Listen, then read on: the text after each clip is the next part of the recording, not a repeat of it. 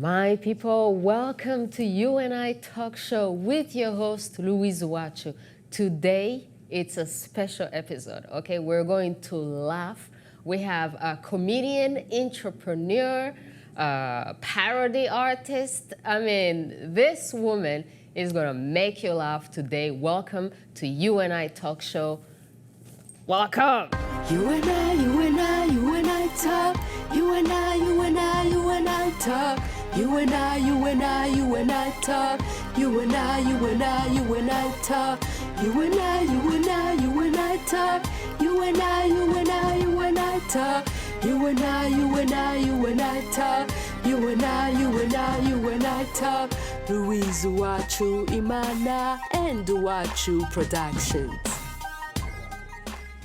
Thank you so much for having me on today, Louise. I'm very excited to be performing here in Vancouver today.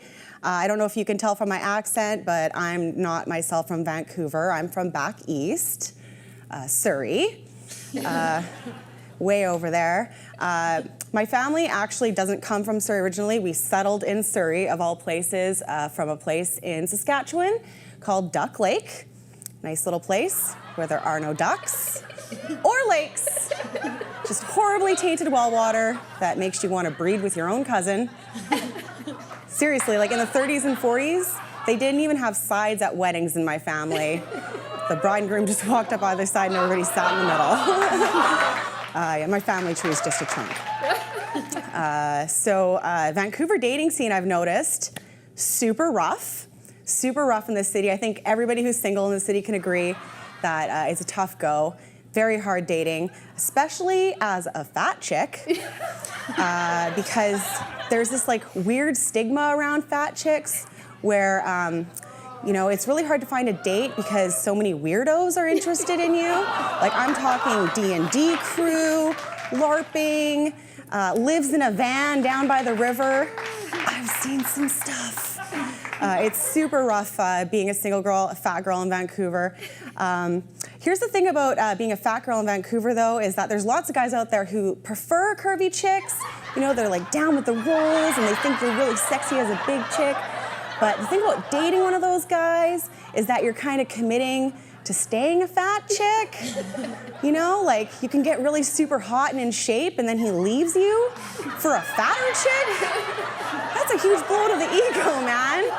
Happened to me recently. That's why I sound so bitter. I was dating a personal trainer, of all people, and he whipped me into shape and then left me for the Brazilian Test Munster. It was crazy. It sent me into like this shame spiral, and I was at home like shoving my face with Pringles and poutine, as you do. And my friend came over and she saw me like crying and carb loading, and she was like, "Suzy, think about what you're doing to your body right now. You're emotionally eating." And I was like, "What are you talking about? I'm trying to win him back." It worked. This is not fat, it's determination, you guys. So I'm a mom. I have a 10-and-a-half-year-old son named Jack. He asked me not to say his name on television. Sorry, Jack. He's really cool, but he's been asking me for like dating advice recently. And he's only 10, and the last time I was single, or actually in a relationship, was like when he was born. So all of my dating advice pertains to 22-year-old me rather than 32-year-old me. So he asked me the other day, "Mommy, when it's time for me to find a girlfriend, how do I do it?" And I'm just like, oh my God, I do not know. When I was 22, I'd go to the club and I'd be like, "Me want snoo snoo." And then I take a guy home and keep him hostage for 5 weeks. Can't say that to a 10-year-old because he'll become a serial killer, of course. So I kind of dialed it in as any parent would do and just made shit up. And I was like, "Oh, Jack, you know, one day you find a girl, make her your friend, and then one day she lets you kiss her, and then she's your girlfriend." And he looks at me and he goes, "No, not someone like you, Mom." I was like, "What?"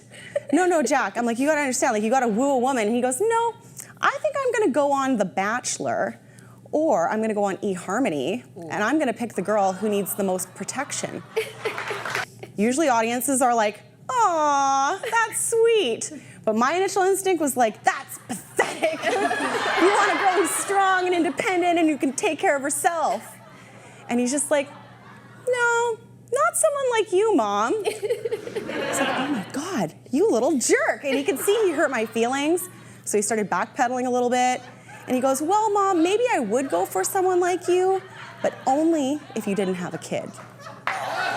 Now, as a comedian, super disappointed that the irony wasn't on purpose. But as a mom, very happy that he understands what baggage is. Thank you very much, you guys. Oh, man, that was so amazing. All right, we're just going to take a short break, and then we're going to come back and talk to Suzy about all that stuff. Louise UWACU, we love you, the authors, the musicians, the comedians, the entrepreneurs, and all other talented and inspiring people. Please contact info@uwacu.com to be a guest on the show. Welcome back, my people. Thank you so much for being here. I mean, that was so much fun. I mean, Suzy, I met Suzy a while ago at a comedian competition. Yeah. That actually Janice Bannister, another guest that I interviewed, was hosting. And you were so fun. I was like, oh man, one day we're going to have a full interview. How did you become a comedian? I mean, is this because your life was like going all over the place? I think it's just because I was one of those people who just really loved to talk and was always really bubbly and trying to make people happy. And so I think that comedy was just something that it was like a bucket list thing for me to do. And then a friend, he just kind of got sick of me saying I'm going to do it one day and kind of forced me to try it. And I think that once you get your first few laughs, you get addicted. You're like chasing that high. It's like a drug. Yeah. Yeah. Crazy. So you have a lot of material. This is inspired from your real life. Do you have to have a crazy life to be a comedian? Or your life has to be a little bit interesting? I think that you can find humor in anything, you know, like Tig Notaro, very famous female comedian. She had one of the most famous comedy sets of all time, and she talked about finding out she had cancer and having a double mastectomy, and you can make anything funny, you know? As long as your circumstances are interesting, any subject can be funny. Okay, I like how you joke about yourself, about the whole fatness. Yeah. So does that mean that you feel better about yourself because you're capable of laughing about yourself because other chicks out there, Yeah. somebody else calls them fat, they're like, excuse you? Yeah. But you're calling yourself fat. I mean, what's up with that? Exactly. Well, somebody actually asked me when I first started doing comedy, they're like, you talk about being fat in your routine, and they said, do you feel like you're kind of pressured to stay fat now to keep your jokes? And for me, it's just like one of those things that I like to joke about whatever's currently happening, so I don't feel boxed in by it. But there's a lot of people out there that do self-deprecating comedy, but it's not real. It's not really how they feel about themselves. Like, I obviously think I'm the bomb, you know? Like, I like who I am, and I don't care about how I look that much. And I think that as long as what you say on stage isn't like bragging, that anything can come across as funny, you know? It doesn't have to be self-deprecating necessarily, but you can't be arrogant on stage unless it's part of your bit. Oh, Yeah. I see. Yeah. So you're probably going to tell your son not to watch this show. Yeah, because I brought him up. Thank God I wasn't doing my normal material. I'm usually a pretty dirty comic, so. Oh, yeah, I've heard some of your stuff, you know, it's crazy, it's out there, but Yeah. men love it. Well, how do you see women versus men responding to your stuff? Because probably the men love the dirty stuff, and then the women, how do they? Actually, I think that women like my stuff more because what I'm talking about is so self-deprecating that they don't feel like threatened by me or anything like that. Whereas men are like, ooh, I wanted to have sex with her up until she just said that, you know? Like, because I've got some pretty dirty jokes out there. Look it up on YouTube. Yeah. Oh man, this is. So what are you up to in town? Like, are you performing every week, or are you performing? And where are you performing? Oh man, the comedy scene in Vancouver is just exploding right now. The last 2 or 3 years, I started about 5 years ago, but the last 2 or 3 years, it's just grown by like, 15, 20 times what it used to be. So there's always a spot to get up. There's 5 or 6 open mics during the week that anybody can go without signing up. And then every other night of the week, there's a pro show or an improv show or a song parody show. I'm doing a show this Saturday called Weird Al Karaoke, and it's where we write our own Weird Al songs. We don't perform Weird Al songs. We write our own Weird Al songs. And, there's all these alternative comedy scenes as well. So everybody can kind of become more multidimensional. Stand-up can kind of get boring after a while. Yeah. Saying the same jokes over and over again gets repetitive, yeah. Unless, of course, you're changing the audience. Yeah. So how do you handle hecklers?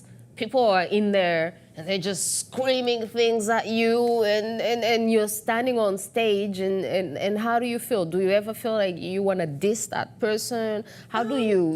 It depends, I guess, on the person. It depends on how big of a jerk the person heckling is. If they say something misogynist towards me, I'll be more confrontational than if they were just trying to be funny and add to the joke. A lot of the times, hecklers are some of the funniest people in the audience. They're just too shy to get on stage, So when I get a heckler, it depends on the circumstance, but I try not to make people feel bad. There's lots of people who shut down a heckler and the heckler practically wants to slit his wrists afterwards. But I think that I like to at least make them feel included or not stupid for bringing something up. Riff off of what they say is what they say to do is the best thing. Yeah. So what do you think gives you the most material? You talked about being a single mom, being fat, and also dating. Dating, yeah. Yeah. So which subject is getting people right away?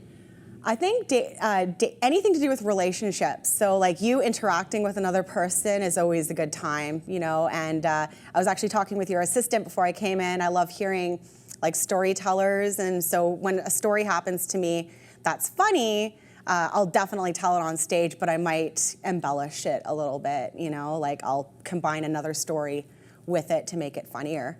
But yeah, it's really inspiration. I have an insane life, so I had never run out of things to talk about. Would a guy be afraid of dating you because... End of question, yes. You never know. You never know what you're going to say about the relationship, right? Or can you have an agreement? Has it ever happened to you, have a pre-agreement? Hey, don't talk about me in your comedy, okay? I think that most comedians are single and lonely, so it doesn't come up a lot.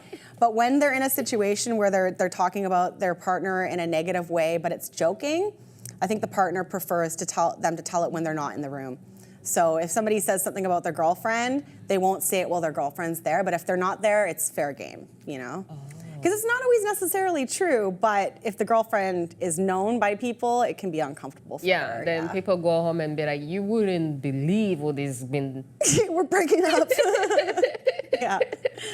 All right, so we're going to take a short break, and then when we come back, we're going to keep talking about you and what's happening and all that stuff. Awesome. Thank you so much for being here. You and I Talk Show with Louise UWACU. We love you, the authors, the musicians, the comedians, the entrepreneurs, and all other talented and inspiring people. Please contact info@uwacu.com to be a guest on the show. We're back, my people, and today comedian Suzy Rawsome. Is that your artist name? Do you change names? Do you need a funny name? Because Rawsome, is that made up? Because it's totally you're awesome. It's totally made up. My real last name is Ross. And then when I initially started, I was like, oh, maybe I don't want to go under my real name. So I was like, maybe I'll be Rawsome. And I spelt it Rossome, but people kept pronouncing it like Italian. So they were like, Rawsome, or, they weren't getting it right. So I just changed it to rhymes with awesome, the spelling, and it simplified things. You don't need to have a funny name. Everybody uses their real name for the most part, or they'll use their first name and middle name. But yeah, unless they're telling some pretty atrocious stuff on stage, most people will use their real name. So you didn't want your parents to find out? Oh, my mom knows how dirty I am. My mom, I'm cut from the same cloth as my mother, so she didn't care. It's more along the lines of job opportunities in the future, Not a lot of people want to hire people who are talking about dirty sex stuff, so it was good to be under a separate name. So what is it about dirty sex stuff? People just like to have it, but they don't want to talk about it?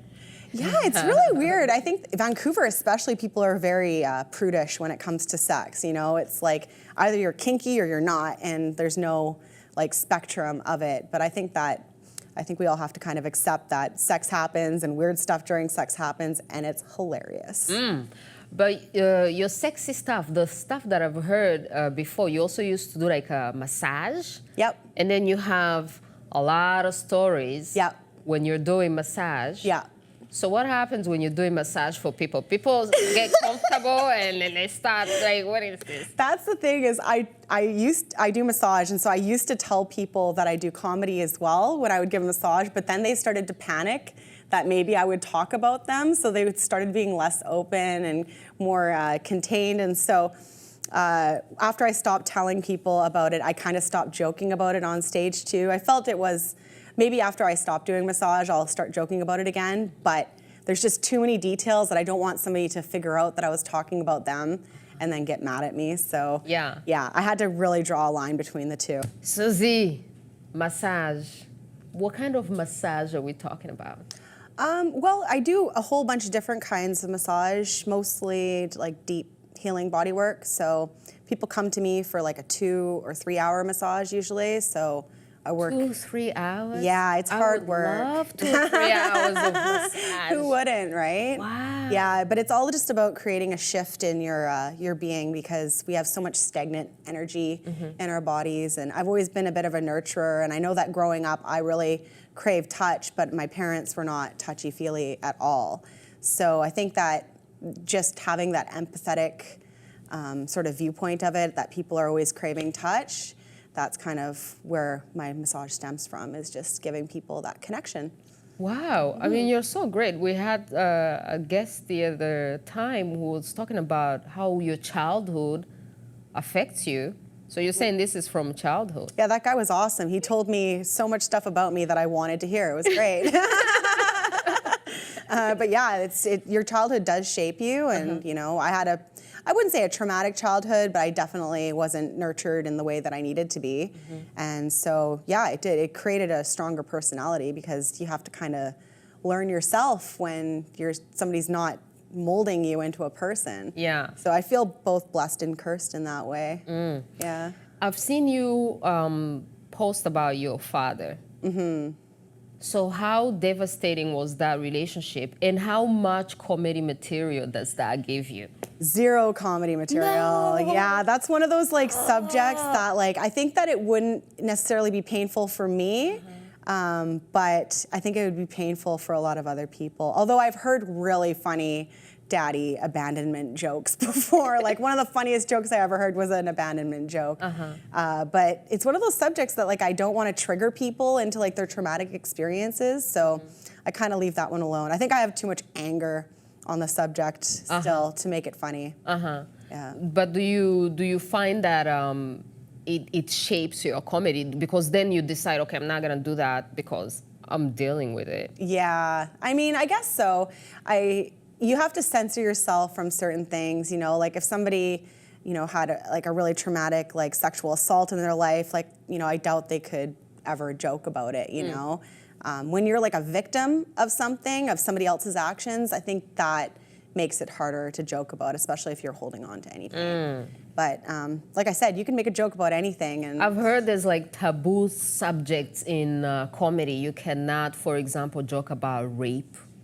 Rape is definitely taboo. I still hear it going on, but most people who run comedy shows now have that line where they're like, no rape jokes. If you tell a rape joke, you're banned, you know, for a month at first and then forever. So there is policing of that sort of stuff. And, you know, people don't want to hear bathroom humor. They don't want to hear about poo. They don't want to hear about pee, really, even though I joke about those things sometimes. But you have to, like, be really creative. Yeah, when you talk about certain taboo subjects. Yeah. You know, you can't say the N-word on stage unless you're a black person. Oh, yeah. Nice one. You can't even sing that word, I learned at Pemberton. Oh, really? I was like in the audience and people are like, no. I'm like, okay, sorry. It's just part of the song.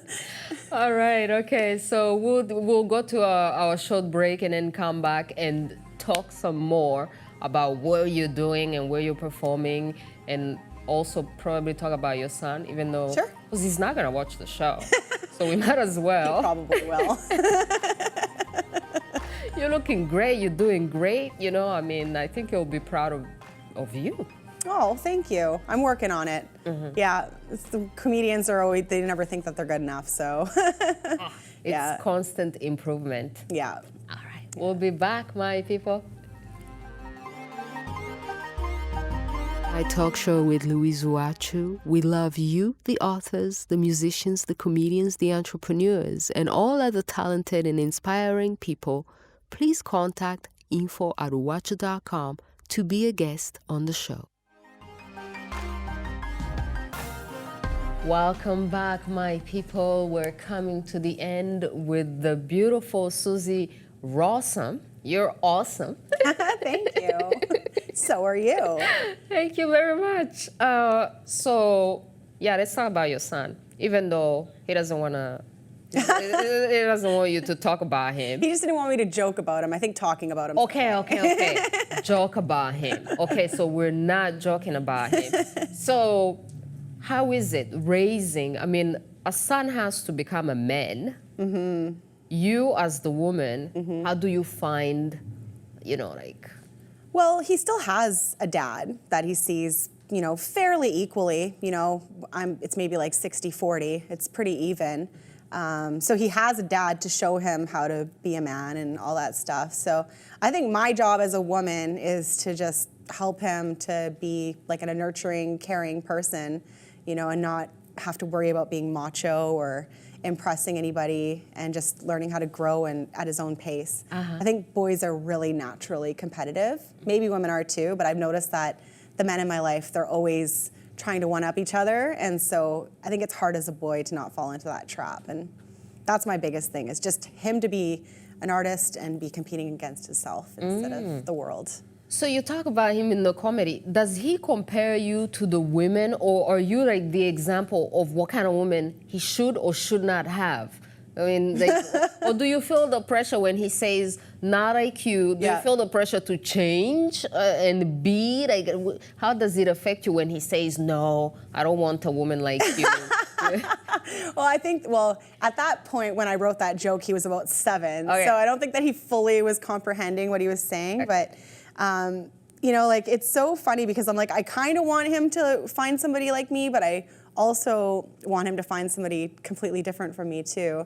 I think the things that I would like for him to have in a partner that are like me is just like my ability to be understanding, to be patient, to not be like a total bitch all the time, And I think that that's the most important thing. As long as he finds somebody who's kind to him and who, takes care of him as much as he takes care of her, then, it could be anybody, really. Maybe men are inborn with this protection thing, that they really feel like they need to protect us, the women. I mean, do you see this raising? Do you understand men more, like the grown-up guys, when you have a little boy? Does it give you any hints about how men are, because you see it in your son? That's a good question. I mean, I don't think that he gives me a male perspective in that, like, it's not that I don't see gender, and I see gender as fluid. Like, I know that, people choose to identify as different things.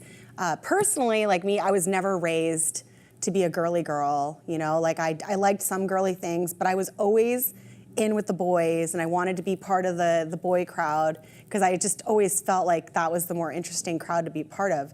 And growing up, I realized that, it kind of is. Men kind of get more opportunities than women to do these like rough and tumble things and not worry about it, whereas women are just like, maybe if I don't get sweaty, I've never been that girl, And so with my son, I'm like, you can like dolls, you can cook, you can do all these things that are like feminine and don't have to worry about judgment from it, because it's totally normal for boys to like the same things as girls, Oh, you're teaching him freedom. Oh, absolutely. Yeah, free thinking, That's the thing, is like he has more judgments about things than I do, and I think my job is to help him broaden the acceptance. Great.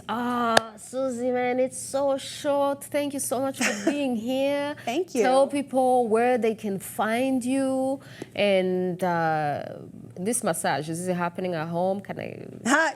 Let's just leave the massage. If you find me, you find me. How about that? But if you want to find me doing comedy, I'm doing a show on tomorrow, Saturday, August 1st at Little Mountain Gallery, which is Main and 26th. And if you want to catch me, any of my shows, just find me on Facebook, Suzy Rawsome.